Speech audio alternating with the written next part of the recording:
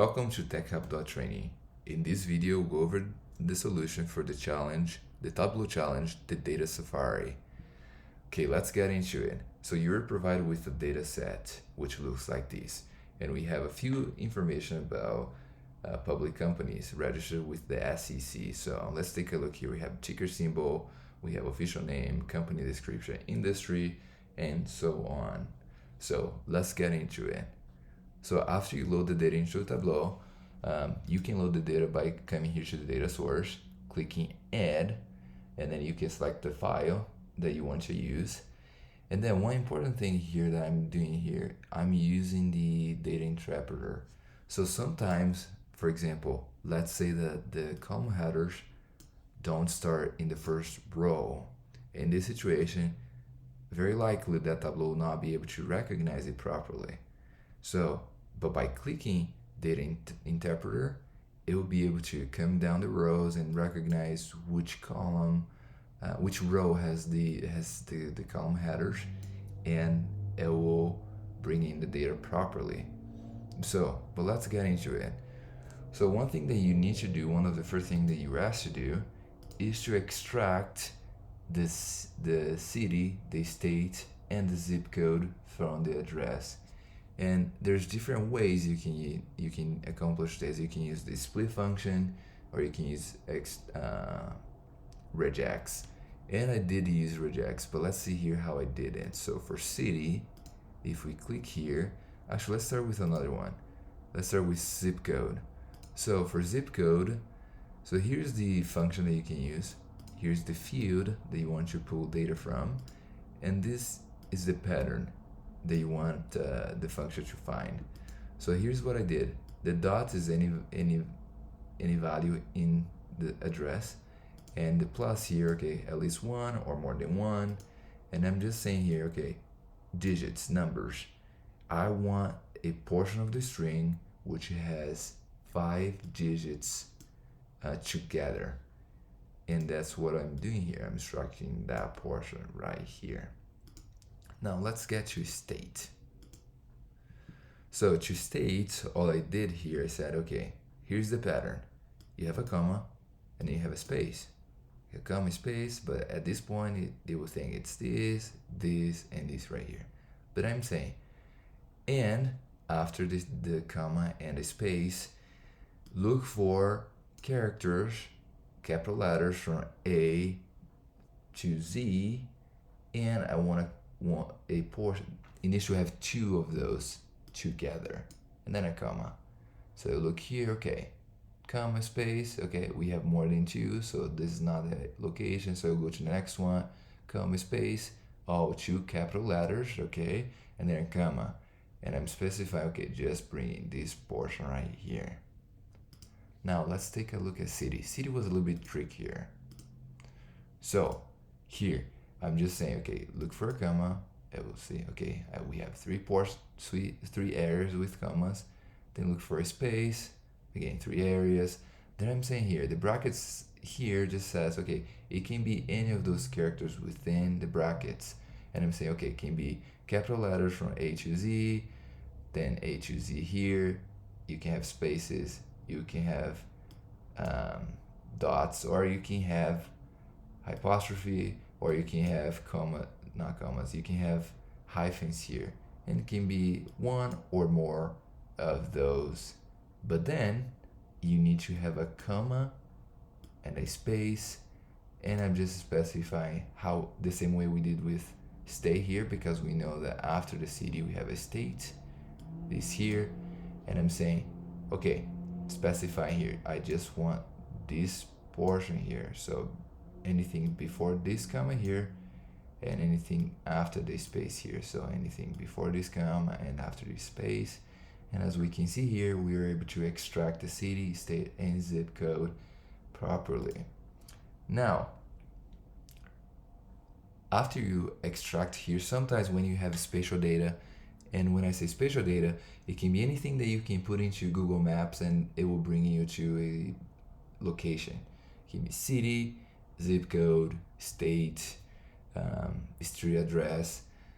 So anyway, so when you have those, sometimes Tableau will not recognize as spatial data, so you need to come here, specify what it is. So in this case, because it's city, I just assigned a geographic row of city, and for this one I did state,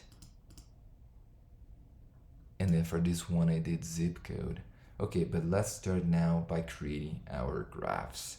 So the first one, let me come here, and actually I had created this already. So let's create companies by state. So one thing that you can here do this, and we are asked to create a map with the number of companies by state. So we can come here, we can just double click here. It will automatically bring us this map here. And then we can just bring the ticker symbol. We can drop in label. And then we can come here, measure, and count distinct. And then we can just click here, and it will show us, let's see here. It shows us just now, looks like California is the company that has the most number of companies, unique companies. So if we want to actually see the number on top here, we can just select, hold Control, come here if you're on a Mac, Command, and then you can come here and you can select this one, drag and drop here to label, and will give us a number of companies by state. Now let's go to the next one, companies by zip code. Now this one is very similar to what we did, but with the previous one. Double click zip code, and then we can come here and we can bring the ticker symbol. We can select count distinct, and we can bring this here to, actually I did on the wrong one, let me go back, ticker symbol. On the ticker symbol we can come here and count distinct, and we can select, actually it's right there already, so we have this one. And if we want the name of the company there as well, we can just bring here. It will not be very useful right now, but you see that will be useful later on. So now companies by city, and this one is should be a bar graph, or if you prefer you can create another one that you'd like, but this one we can bring in the city. Similarly, we just want to count the number of companies, so we can bring here the ticker symbol, come here, measure, count distinct, and we want a bar graph, so we come here and select bar graphs right here, and we can sort here by, we can see here that New York is the city that has the most companies registered with the SEC based on the data that we have. Now we want to see the company info. So in the description, it tells us that we want the official name. We have this now. We want the industry. And then we need the state, zip code, city, year incorporated, market cap, and number of employees. But all you need to do is what I'm doing here, and to the other fields as well. But I have already created, so let's take a look at what I have done here. And I did format a little bit nicer as well. So here we can see, here we have that one that we created. Then we have this one by zip code, and looks like I brought in also the official name into the color, so we can see all the different companies right there, and the number of companies by city right here, similar to what we created right here. And here's the company info, that last one that we created together. So after we have those, we want to put those into a dashboard. So to put it into a dashboard, you can simply you can create a new dashboard by clicking here. Here we want the screen to adjust to our screen size, and then we can just bring in the sheets that we want to include in the dashboard. In this case, we create this one, the one by zip code, and then we have the one by city, and then we have the one for company info.